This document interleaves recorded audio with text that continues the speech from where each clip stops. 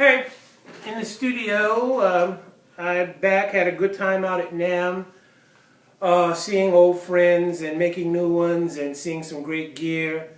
Got some pretty cool announcements probably coming up in the future. And as well, I got back and I'm in Florida, but it's pretty cool here, so got all my winter gear, including a hat that I found from some years ago that we got when we played a show in Vienna. We were on a European tour, and we came to the last phase of that, and we played a club called Birdland in Vienna.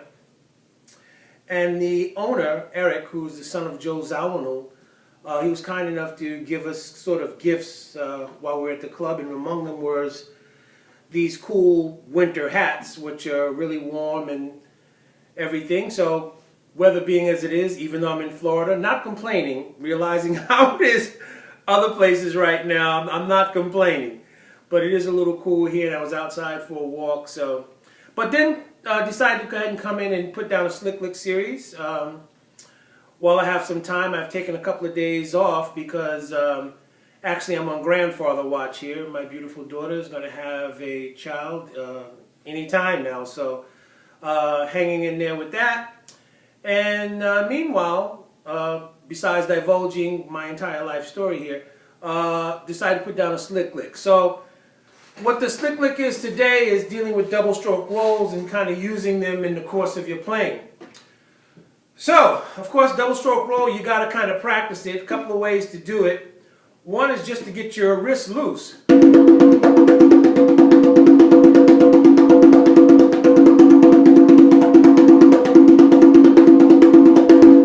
So you come in, spend some 5 minutes a day if you want to, just going over the old mama daddy, double stroke.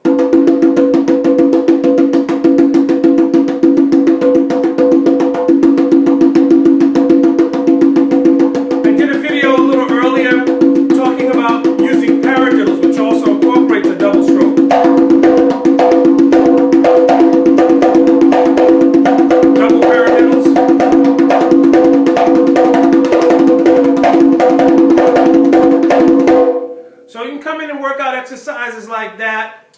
It's pretty important that your wrist really gets loose, so other exercises for that, of course, are the old heel-toe exercise. And just various exercises like that will get your wrist nice and loose. And then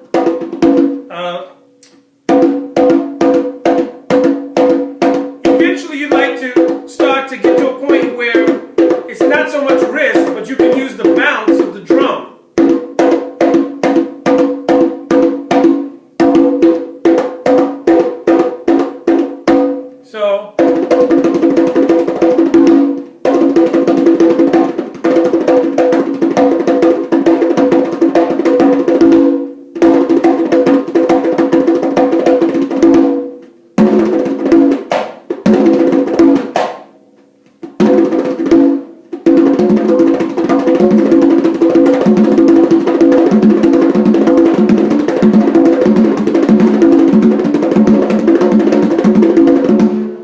So, after a while, you can loosen up and you'll be able to move around the drum pretty easily.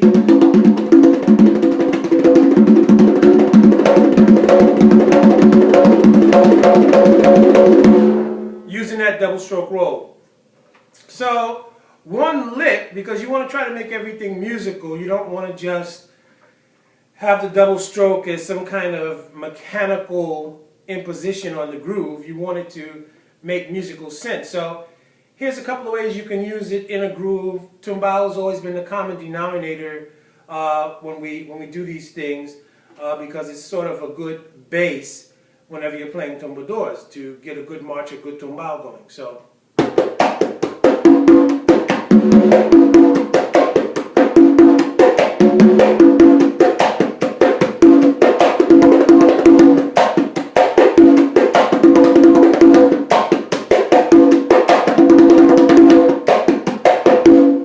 Slick thing I'm also doing is adding a double slap on the end of it with my left hand.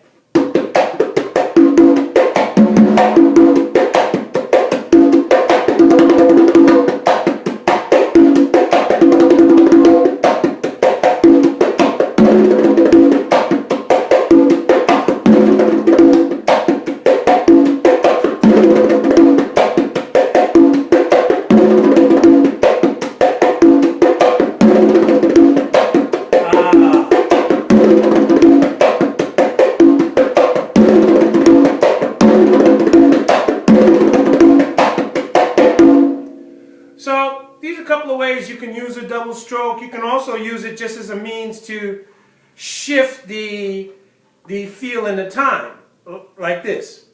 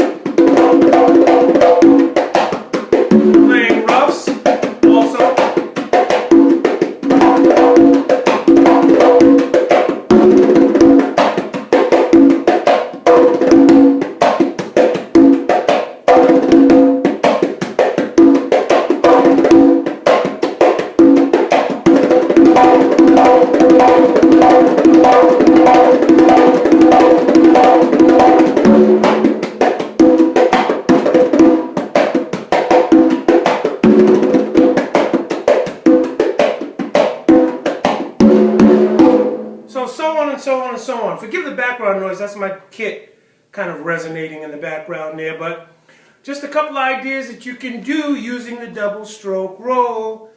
Alright, peace till next time. And hopefully all of you will find some warmer weather.